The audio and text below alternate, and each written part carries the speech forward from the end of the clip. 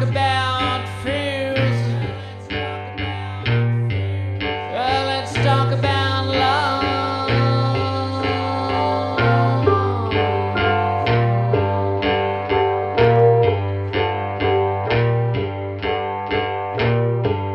Yeah, I got fears, but I ain't got no love.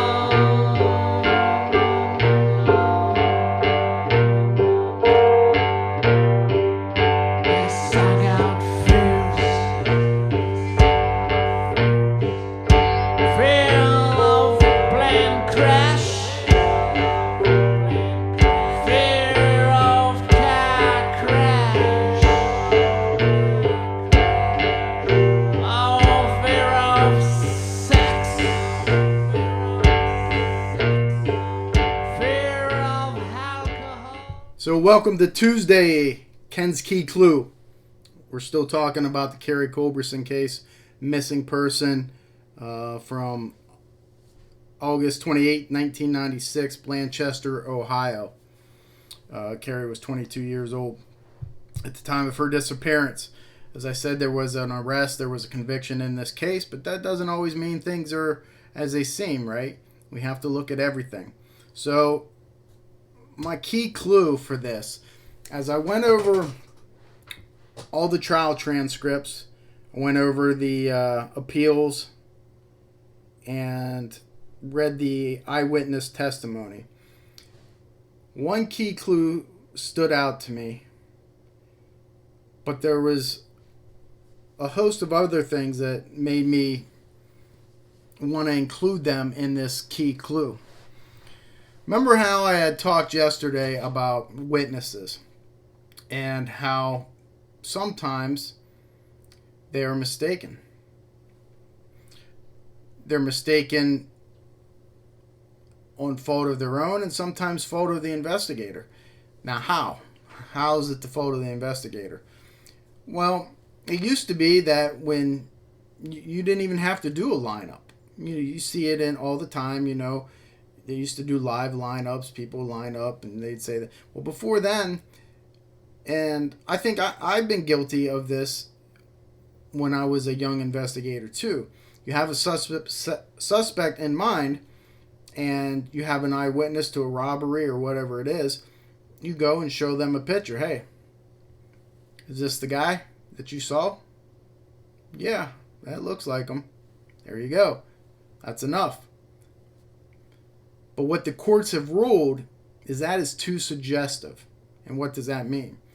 Well, you're basically, as the investigator, suggesting, hey, this is the guy. So to the witness, they think, well, it must be him. I agree.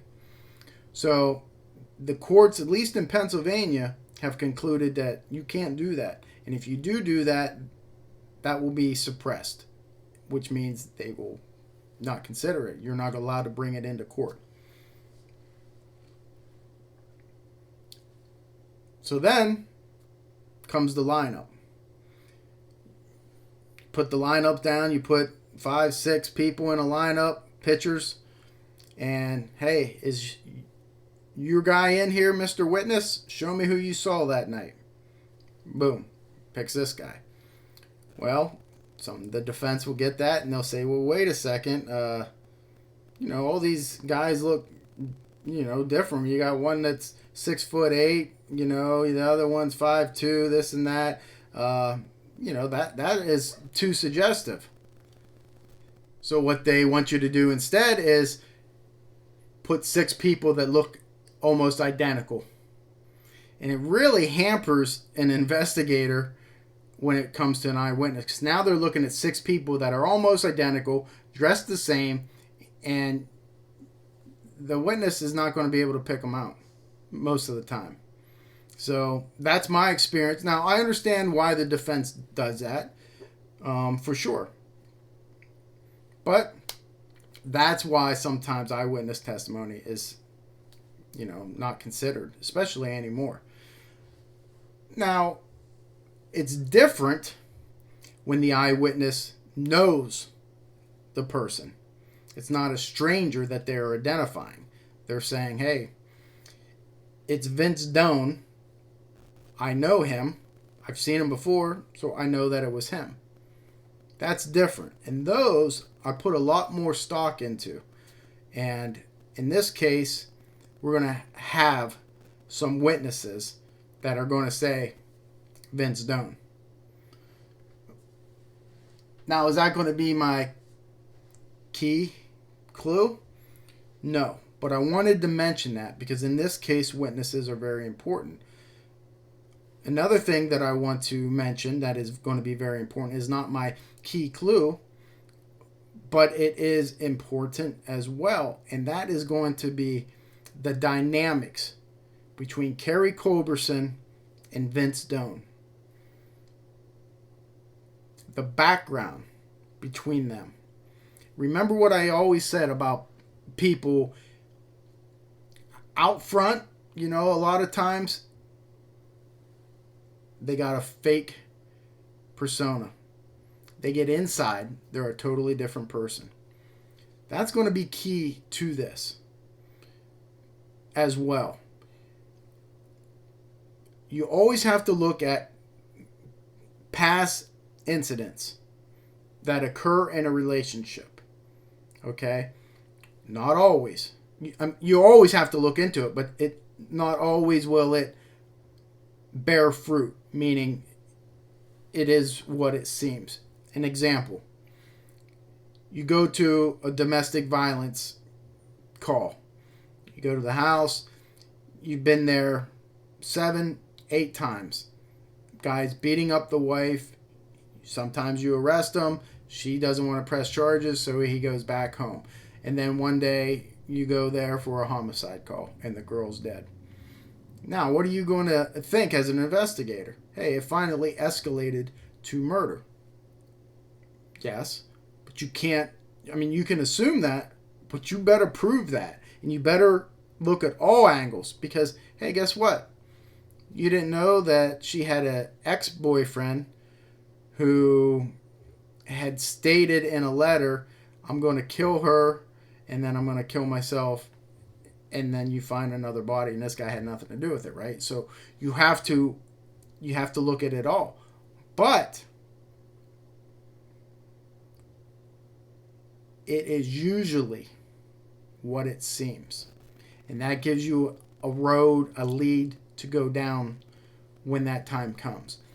So in this case, you have to look at Carrie's incidents, if any, there are, with Vince Doan. Does that mean he murdered her? No, it doesn't.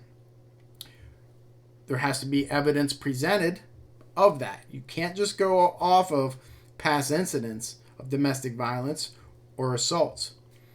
They're going to play a key role in this. There's no doubt. But you have to be very meticulous with your investigation. You have to leave no stone unturned. You are undoubtedly going to get things that take you off of your course.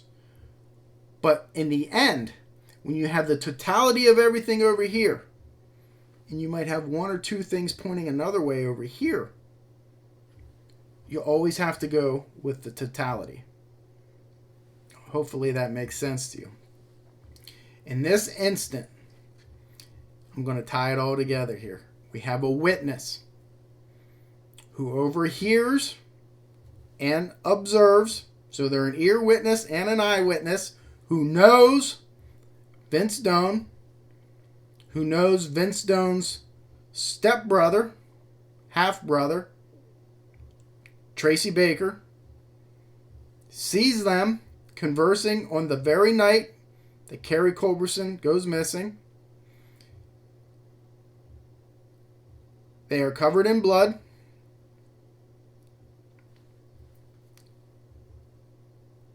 And